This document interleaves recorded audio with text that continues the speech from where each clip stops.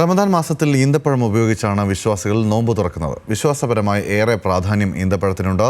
43 തരം ഈന്തപ്പഴങ്ങൾ ഇന്ന് വിപണികളിൽ ലഭ്യമാണ്.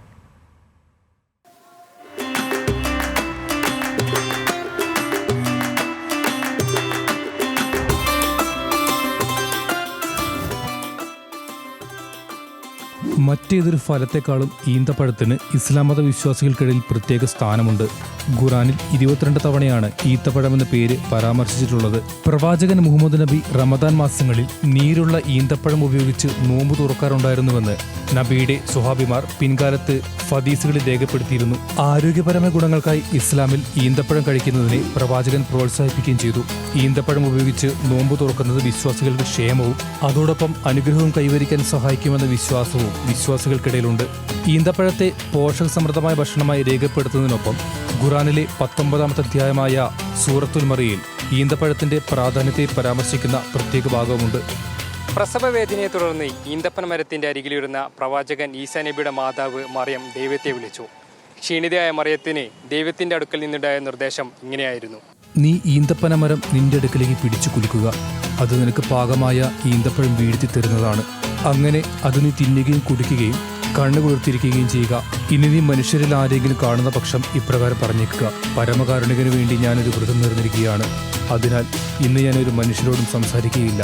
ഗർഭകാലത്തിലൂടെ കടന്നുപോകുന്ന സ്ത്രീക്ക് ആരോഗ്യകരമായ സൗഖ്യത്തിന് ഈന്തപ്പഴം എത്രത്തോളം സഹായകരമാണെന്ന സന്ദേശം ഇതിലൂടെ ഖുറാൻ പറഞ്ഞു വയ്ക്കുന്നു.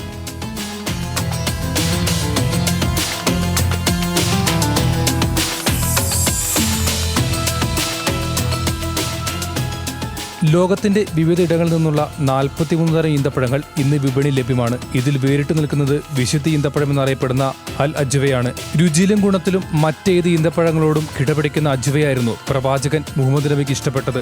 മുഹമ്മദ് നബിയുടെ പ്രിയപ്പെട്ട നഗരമായ മദീനയിൽ മാത്രമേ അജ്വ കായ്ക്കൂ. സാധാരണയിൽ നിന്നും വ്യത്യസ്തമായി കറുപ്പ് നിറത്തിൽ തിളങ്ങി നിൽക്കുന്നവയാണ് വിശുദ്ധ ഈന്തപ്പഴം. മറ്റുള്ളവയെ അപേക്ഷിച്ച് അജ്വയ്ക്ക് വിലയും കൂടുതലാണ്. കിലോയ്ക്ക് 2000 രൂപ വരും.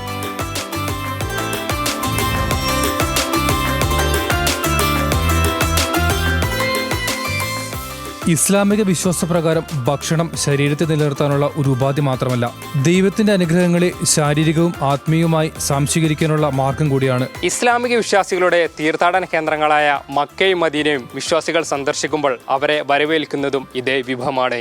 ഇതിലൂടെ വിശ്വാസികൾ ഈന്തപ്പഴത്തിന് നൽകുന്ന പ്രാധാന്യം മനസ്സിലാക്കാൻ കഴിയും. ഇതാണ് നോമ്പും വിശ്വാസികളും ഈന്തപ്പഴവും തമ്മിലുള്ള ആ ബന്ധത്തിന്റെ കഥ.